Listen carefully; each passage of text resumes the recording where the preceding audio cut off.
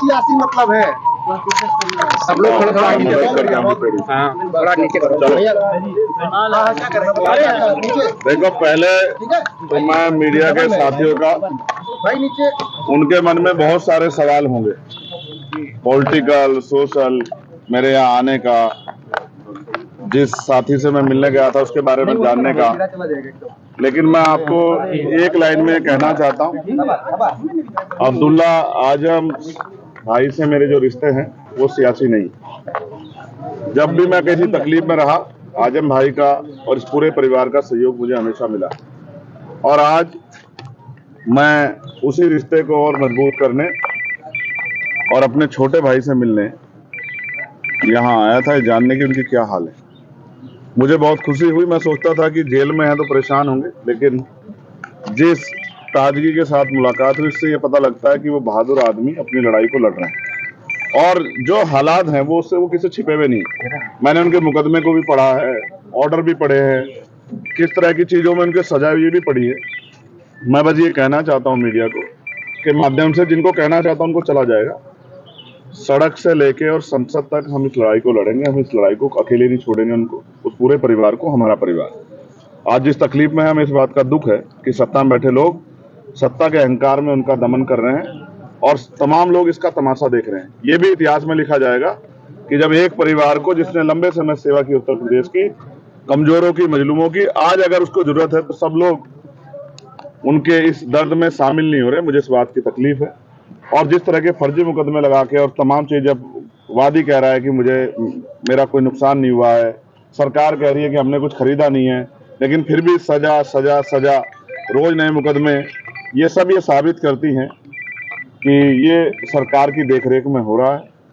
जब मौका मिलेगा, आगे ताकत बढ़ेगी, इन सारे फर्जी मुकदमों की जांच कराई जाएगी, और फर्जी मुकदमे करने वाले उन अधिकारी कर्मचारियों का विशेष ख्याल रखा जाएगा जिन्होंने ये सब चीजें, इस अपराध को, ये गैर कानूनी है तो इलीगल है तो ये अपराध है, इस अपराध को खारिज करने में सरकार की मदद की। संयोग है कि आज आपकी अब्दुल्ला से मुलाकात हुई और आज अखिलेश यादव भी रामपुर में जो है इनके परिवार से मिल रहे हैं। क्या ये इसका क्या मतलब समझे? इसमें मैं क्या कह सकता हूँ? आप देखिए, ये उनका अधिकार है। अखिलेश जी बड़े अच्छे नेता हैं और आज उनको परिवार की याद आई, मिलने गए हैं, तो ये अच्छी बात है, जाना चाहिए। लेकिन मुझे मेरे छोटे भाई से मिलना था।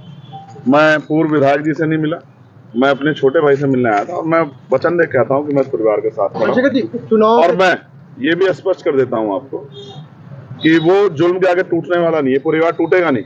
मैंने उनकी वालिदा को देखा, पूर्व MP साहब को, क्या हालात थे उनके मैं जानता हूँ। लोग बताते थे कि उठ नहीं पाती थी, 2 लोग पकड़ के ले जाते थे बाथरूम, तब भी उन्होंने इतना जुल्म सहा, सिर्फ इसलिए कि आजम भाई की पत्नी है। अभी आपने कहा कि कुछ लोग साथ नहीं दे रहे हैं, किसकी तरफ इशारा था? नहीं, मेरा एडमिनिस्ट्रेशन और जो सिस्टम है उससे मैं वो कर रहा हूँ। आप अखिलेश जी की तरफ मत ले जाइए।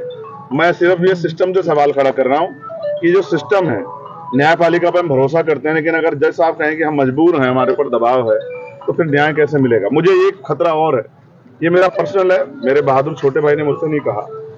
जिस तरह से पिछली कई घटनाएं हुई है, मैं उनकी जान की सलामती की प्रार्थना करता हूँ, और मैं सरकार से कहता हूँ कि ठीक है, आपके विरोध, अंतर विरोध हो सकते हैं, वैचारिक विरोध हो सकते हैं, राजनीतिक विरोध हो सकते हैं, लेकिन मैं चेतावनी के तौर पे कहना चाहता हूं कि अगर कोई इस तरह का षड्यंत्र या साजिश करने की कोशिश की गई तो हम और हमारी पार्टी के लोग बिल्कुल चुप नहीं रहेंगे, ईंट से ईंट सरकार की बजा देंगे। ये चेतावनी में सरकार को देना चाहता हूं।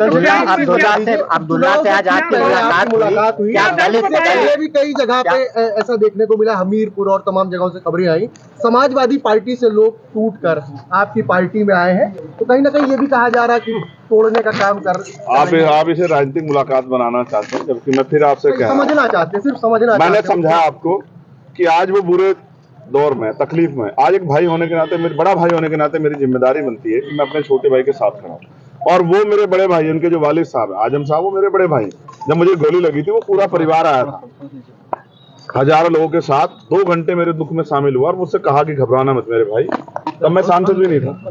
तो जिन्होंने मेरे बुरे शब्द में एक इंच, जो 1 कदम मेरे लिए चला है, मैं उनके लिए 100 कदम चला। अच्छा सर, इसका संदेश तो जाएगा ही, भले आपकी निजी मुलाकात है दलित मुस्लिम पर, ये चूंकि उपचुनाव भी, इसमें ऐसे में संदेश तो जाएगा। ये आप जाति के आधार पर जोड़ रहे हैं? ये नहीं, जाति के आधार पे नहीं, ये संदेश तो चला ही जाएगा। आप इसके लिए क्यों नहीं कहते कि एक परेशान साथी के साथ एक परेशान साथी खड़ा हुआ?